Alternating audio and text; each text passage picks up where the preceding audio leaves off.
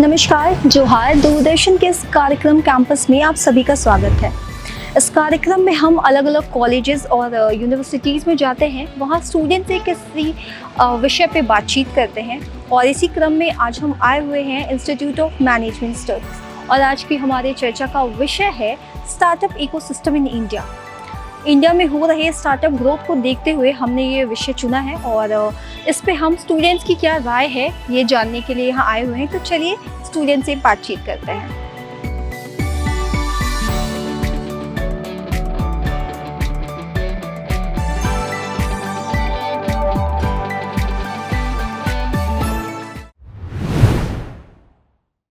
And my question is, what are the challenges faced by startup companies in India?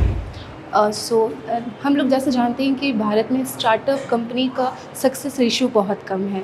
हम मान के चल सकते हैं कि जितनी कंपनी स्टार्ट होती है 10 में से मात्र एक कंपनी सक्सेसफुल होती है, 9 फेल हो जाती है, जिसके बहुत सारे कारण हैं।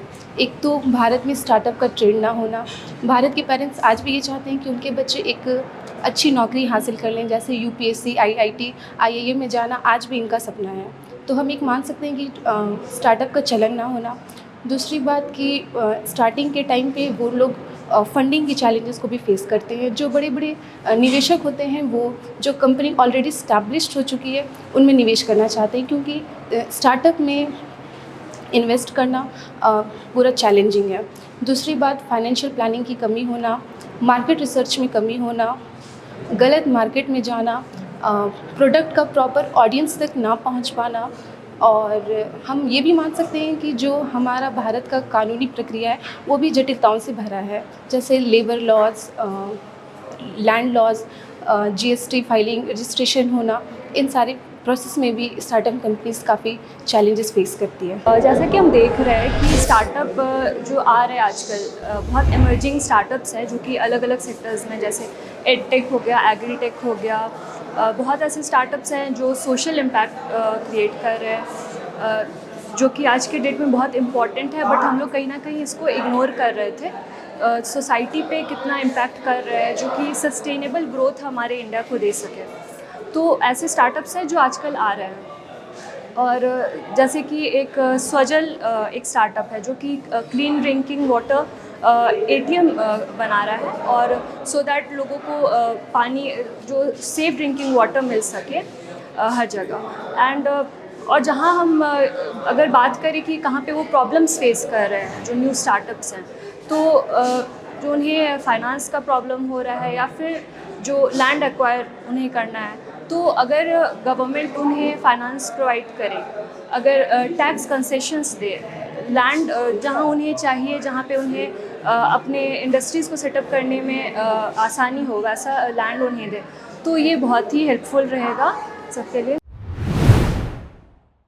I am from IMS semester 4 student, and I am going to answer what are the major things which government of India is going to support and hinder on startup.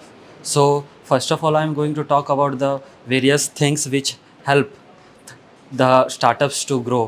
जैसे कि हमारा फाइनेंस सेक्टर में government of India ने बहुत सारा initiative और schemes introduce किया है, जैसे कि PGMEG लोन, मुद्रा लोन, जिससे में बहुत सारे स्टार्टअप्स को हेल्प मिलता है। इवन दो सब्सिडी भी दिया जाता है गवर्नमेंट के द्वारा, ताकि गवर्नमेंट सपोर्ट करे और इनिशिएटिव ले स्टार्टअप्स को और ज़्यादा बूस्ट करने में। उससे हमारा रोज़गार भी बढ़ता है, एम्प्लॉयमेंट रेट भी बहुत ज़्यादा इंक्रीज़ होता है, क्योंकि मेक इन इंडिया एक स्कीम है जो गवर्नमेंट के द्वारा रन किया गया है, जो बेसिकली स्टार्टअप्स को ज़्यादा फोकस करते हैं। और हिंडर में हम लोग ये कह सकते हैं कि जैसे पेपर वर्क हो गया, लाइसेंसिंग, ये सब में बहुत ज़्यादा इश्यूज़ आ रहा है, पर उसमें भी गवर्नमेंट ऑफ इंडिया काम कर रही है और जल्द से जल्द ये सब सारे जितने भी लाइसेंसिंग वाले काम है उसमें काम करने के लिए कर रही है। और हम इसको और भी फर्दर एक्सटेंड करने के लिए बोल सकते हैं, जैसे कि बहुत ज़्यादा फॉरेन इन्वेस्टमेंट इंडिया ला रही है गवर्नमेंट द्वारा, जिससे स्टार्टअप्स को बहुत ज़्यादा हेल्प मिलता है। जैसे कि हमें पता है कि स्टार्टअप हमारे इंडिया में काफ़ी ज़्यादा ग्रोथ कर रही है। इसके पीछे गवर्नमेंट का भी काफ़ी अच्छा रोल है। तो गवर्नमेंट ने काफ़ी अच्छे स्कीम्स भी लॉन्च किए हैं इसके पीछे, जिस पे every year more than 1000 crore government invest करती है इस स्कीम पे। तो अभी जो भी अपकमिंग स्टार्टअप मेंबर्स जो भी अभी आ रहे हैं, गवर्नमेंट उन्हें इनिशिएट कर रही है ताकि उनके बिजनेस को ग्रोथ मिले। जैसे कि अगर वो विलेज एरिया में है, कुछ न्यू इनोवेशन या कुछ इन्वेंशन कर रहे हैं और उन्हें मार्केट के बारे में कोई नॉलेज नहीं है कि उसे एक्सपैंड कैसे करें इंडिया में या उसे बाहर कैसे लेके जाए, तो गवर्नमेंट एक चांसेस उन्हें दे रही है कि उन्हें एक मेंटरशिप मिले और एक इंस्टीट्यूट लाइक IITs NITs उनके साथ टाइप करें, उनके फैकल्टी मेम्बर के साथ उनको टाइप करें और उन्हें एक मेंटरशिप मिले ताकि वो अपने प्रोडक्ट को एक रियल प्रोडक्ट में बन कर सके और ताकि उनके प्रोडक्ट की ग्रोथ काफ़ी रीच आउट हो to the people who all are in needy. And काफ़ी फॉरेन प्रोडक्ट्स जो हमारे इंडिया में काफ़ी कॉस्टली मिलती है, उन्हें रेट को कम करने के लिए इनकी भी ज़रूरत पड़े। और गवर्नमेंट ने कुछ काफ़ी सारी स्कीम भी लॉन्च की है जिसके थ्रू जैसे कि स्टार्टअप इंडिया के थ्रू गवर्नमेंट खर्च कर रही है मोर देन 1000 करोड़ रुपीज़, जिसमें एवरी ईयर 217 या मोर देन 217 स्टार्टअप को सिलेक्ट किया जाता है जिनकी अवेलेबिलिटी काफ़ी ज़रूरत होती है इंडिया में और बाहर के लिए भी। सो उसमें इस स्टार्टअप के through more than foreign companies भी आती है, इंडियन कंपनीज भी आती है बड़ी, जो उनको इन्वेस्ट करती है, उनके लिए पैसे लगाती है और उनको ग्रोथ देती है ताकि उनकी लाइवलीहुड को काफ़ी इम्प्रूव कर सके। इसके एक बेनिफिट हमारे इंडिया में ये होता है कि जो भी उस एरिया के लोग होते हैं उनको काफ़ी मोटिवेशन मिलता है ताकि वो ग्रोथ करें, बढ़े इनके साथ और जुड़े इनके साथ ताकि उनकी लाइवलीहुड भी काफ़ी अच्छी इंक्रीज़ हो सके। मैं आज इस बारे में चर्चा करना चाहती हूँ कि जो ग्लोबल मार्केट से आप अगर कंपेयर करें इंडिया मार्केट में, तो स्टार्टअप को बहुत सारा अभी चैलेंजेस फेस करना पड़ता है। जैसे कि अभी हम देखें तो सबसे बड़ा एक बैरियर होता है जो रेगुलेटरी और जो पॉलिसीज़ हैं कंपेयर टू अदर ग्लोबल ये प्लेसेस, इंडिया में थोड़ी ज़्यादा है क्योंकि वो थोड़े कॉम्प्लेक्स और उसमें जो प्रोसीड्यूर्स होते हैं वो काफ़ी ज़्यादा हो जाते हैं, जो उनके स्टार्टअप्स के लिए एक हर्डल बन जाता है उनके लिए। और देखा जाए तो इनके यहाँ पे बाकी जगहों से ज़्यादा कल्चरल और लैंग्वेज बैरियर्स भी बहुत ज़्यादा हो जाते हैं इंडिया में, कि बहुत जगह अलग अलग लैंग्वेजेस है। तो जब हम मार्केटिंग करते हैं अपनी किसी भी प्रोडक्ट की, तो उसके लिए हमें वहाँ के कल्चर, सेंटिमेंट्स और जो लैंग्वेज बैरियर्स है उनको बहुत ध्यान में रखना पड़ता है। तो आज मैं अपनी राय रखना चाहूँगा कि गवर्नमेंट पॉलिसीज़ जो हैं किस तरीके से स्टार्टअप्स जो हैं इंडिया में उसको सपोर्टिव हैं। तो मेरा मानना है कि गवर्नमेंट जो पॉलिसीज़ जो आजकल डाल रही हैं, जैसे टैक्स ब्रेक्स हो गया या फिर फंडिंग्स तो ईजिली अवेलेबल हैं सबके लिए, वो काफ़ी ज़्यादा हेल्प करती है स्टार्टअप के लिए। और गवर्नमेंट जो है आजकल इंफ्रास्ट्रक्चर डेवलपमेंट में बहुत ज़्यादा इन्वेस्ट कर रही है, लाइक हाई स्पीड इंटरनेट में, लॉजिस्टिक कनेक्ट नेटवर्क्स बिल्ड करने में, जो कि tyre 1, tyre 2, even tyre 3 cities को कनेक्ट करता है। जैसे कि हम लोग देख सकते हैं आजकल अमेजन हो गया या फ्लिपकार्ट या इवन बिग बास्केट वगैरह पे आप लोग देखेंगे कि बनाना लीव्स या फिर आम के पत्ते, काउडंग केक्स जो कि रिलीजियस वैल्यूज सर्व करते हैं, वो बिग सिटीज़ में नहीं पहुंच पाते हैं क्योंकि कैटल सर इतनी ग्रीनरी वगैरह नहीं है, तो वो आता सोर्सेज तो उसके वही हैं विलेज वगैरह। तो लॉजिस्टिक डेवलपमेंट की वजह से ना स्टार्टअप इससे अपने रूरल एरियाज़ को भी फ़ायदा हो रहा है और एक अपना रिलीजियस टच भी बना रह रहा है। और ऑल्सो मैं कहना चाहूँगा कि जैसे गवर्नमेंट जो है वो काफ़ी इनिशिएटिव ले रही है एनकरेज करने के लिए यूथ को। जैसे आप लोग देखेंगे पहले रिवॉर्ड एंड रिकग्निशन बहुत कम होता था, अभी आप लोग जैसे देखेंगे अभी रिसेंटली मोदी जी ने यूट्यूबर्स को भी मतलब सराहा है, उनकी जो भी प्रोत्साहन करने के लिए उनको रिवॉर्ड्स वगैरह दिए हैं, even educators, entertainers and gamers सबको। तो यस, इससे मतलब यूथ को भी जो घर में बैठे हुए देखते हैं तो उनको एक तरीके का एनकरेजमेंट मिलता है।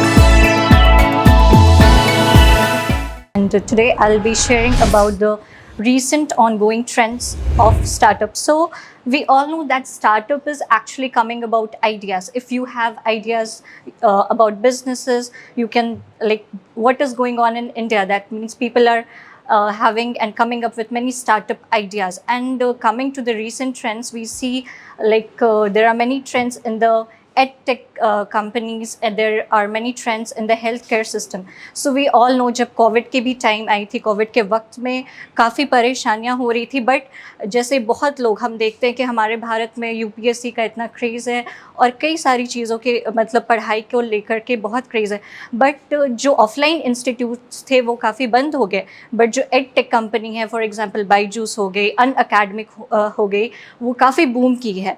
तो जो रिसेंट ऑनगोइंग ट्रेंड्स है जैसे कि एड सेक्टर्स में जो स्टार्टअप्स है वो बहुत काम कर रही है और बहुत सारी कंपनीज उभर करके आ रही है.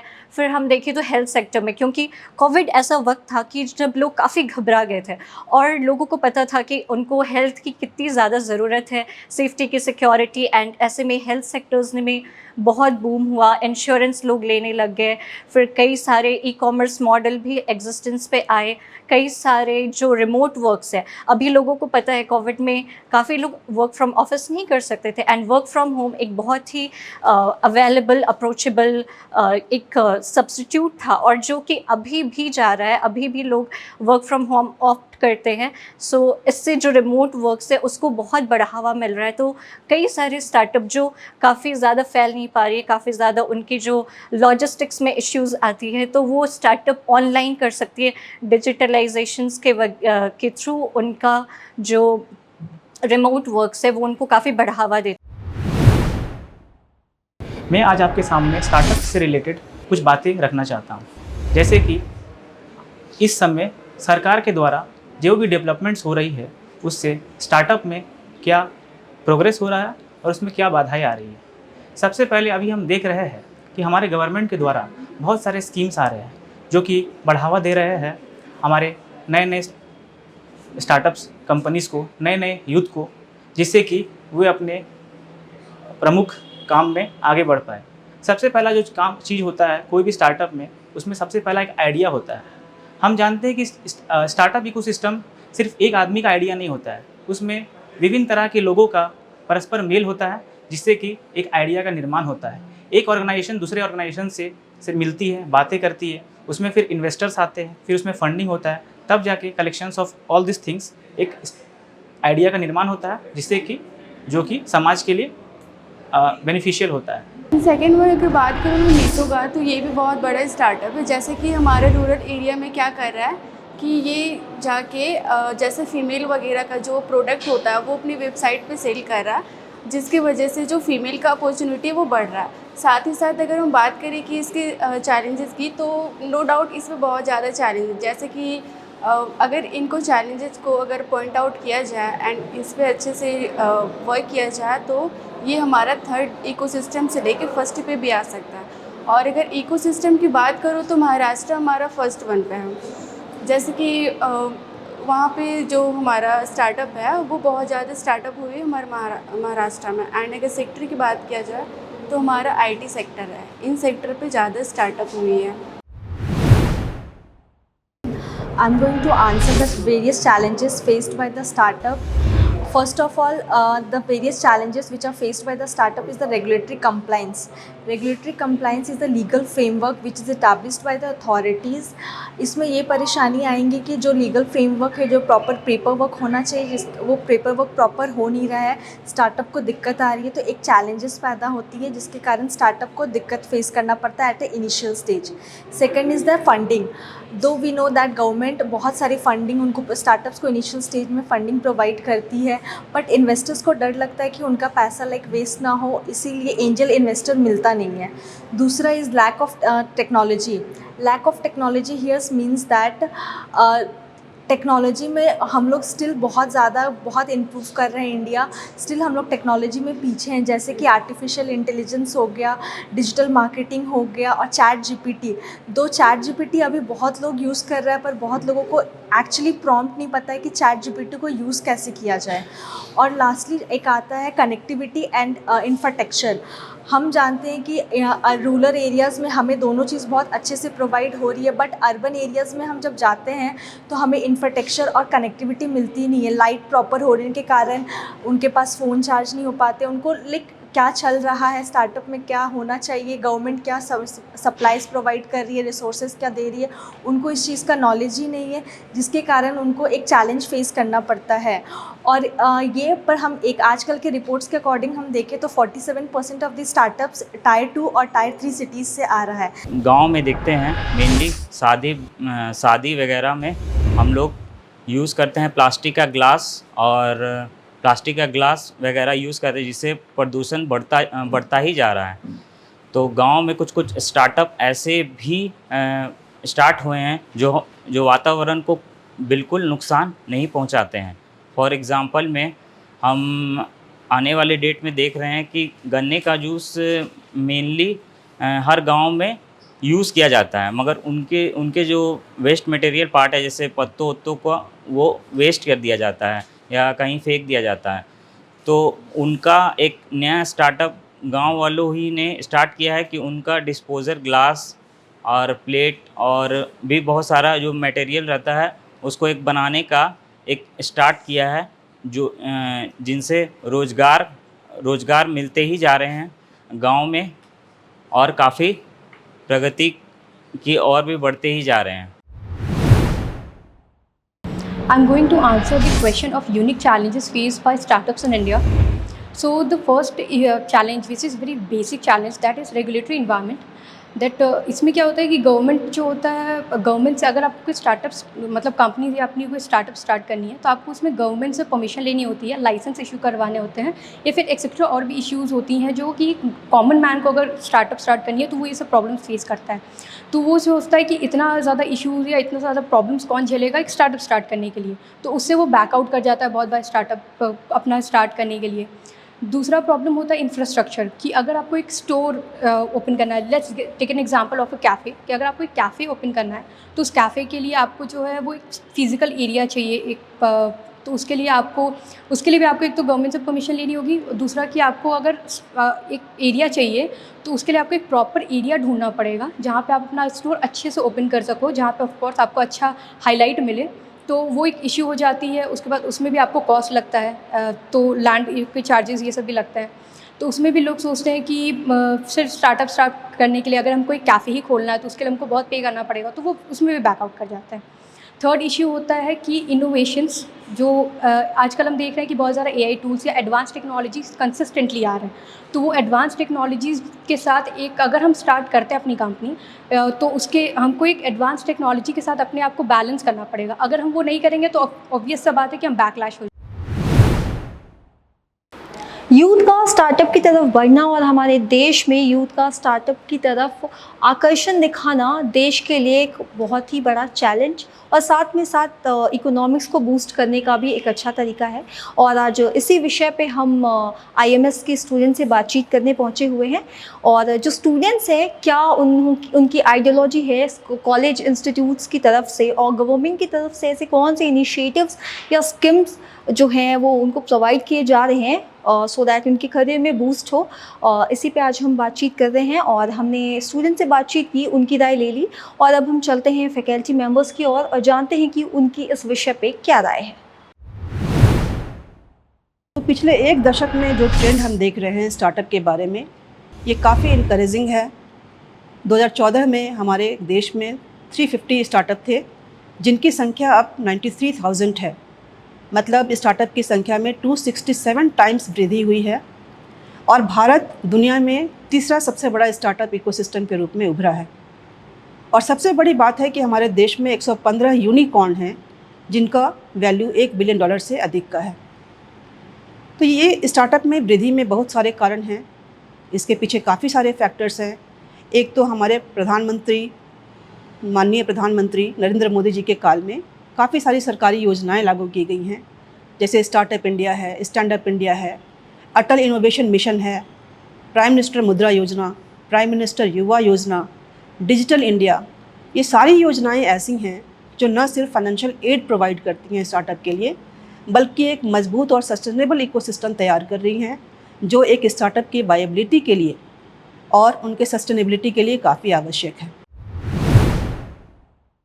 आने वाले समय में हमें सरकारी नौकरी पर डिपेंडेंट नहीं रहना पड़ेगा और मोदी जी के जितने भी जो प्रोग्राम्स हैं, लोकल फॉर वोकल और स्टार्टअप इंडिया, इससे रोज़गार जनरेट होगा हमारे ग्रोइंग पॉपुलेशन को लेकर।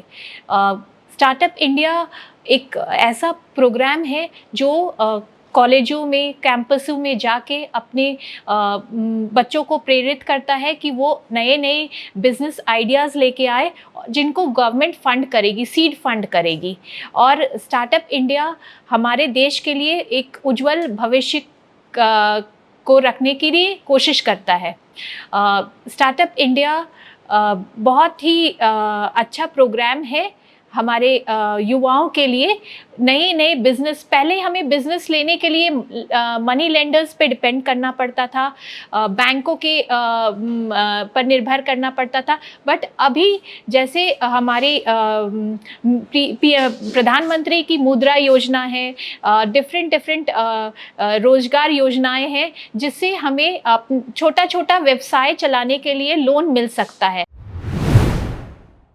स्टार्टअप इंडिया की यहाँ पे बात हो रही है, तो स्टार्टअप इंडिया बेसिकली है क्या? हम कोई भी चीज़ अपना बिजनेस स्टार्ट करते हैं, that is startup India.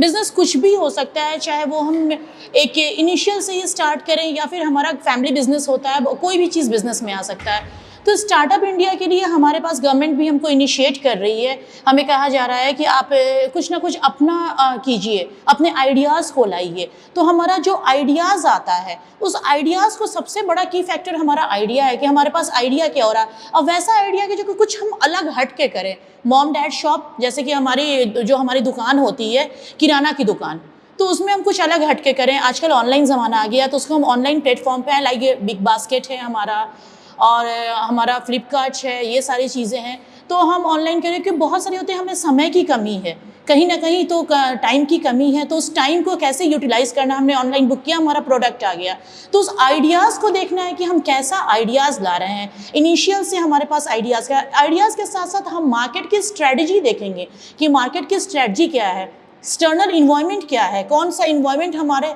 Organisation को, क्या जो ऑर्गेनाइजेशन जो भी हम बिज़नेस स्टार्टअप कर रहे हैं, कोई भी बिज़नेस कर रहे हैं, उस बिज़नेस के लिए हमारा मार्केट कैसा है, सूटेबल है या नहीं है मार्केट। लाइक कि हमें एक रेस्टोरेंट खोलना है, तो रेस्टोरेंट एक गली कूचे में हम अगर खोल दें कि वो नहीं चलेगा। हम वहाँ देखेंगे फुटफॉल क्या है हमारा, फुटफॉल को देखते हुए वहाँ पर हम बिज़नेस करें। तो गवर्नमेंट ने तो ये हमें इनिशिएटिव दे दिया है कि आप स्टार्टअप कीजिए, लेकिन हमको उसको कैसे जगह पे लाना है, उसको कैसे हमको शुरुआत करना है और अपना ग्रोथ जो है आगे बढ़ाना है, ये हमको सबसे पहले देखना है स्टार्टअप इंडिया में।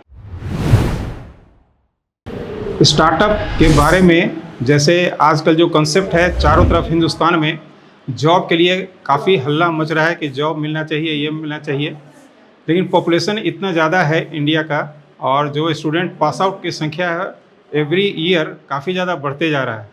गवर्नमेंट डिपार्टमेंट चाह कर भी जितने स्टूडेंट पास करते हैं सभी को गवर्नमेंट जॉब किसी भी हालत में नहीं दे सकती है, बिकॉज ये गवर्नमेंट का जो प्लान का या जो बजट होता है, वो बजट इतना नहीं है कि सारे लोग, करोड़ों लोगों को गवर्नमेंट जॉब दिया जाए और उसका खर्च जो है वो फिनेंशियल लोड जो है गवर्नमेंट बियर कर सके, यह संभव नहीं है।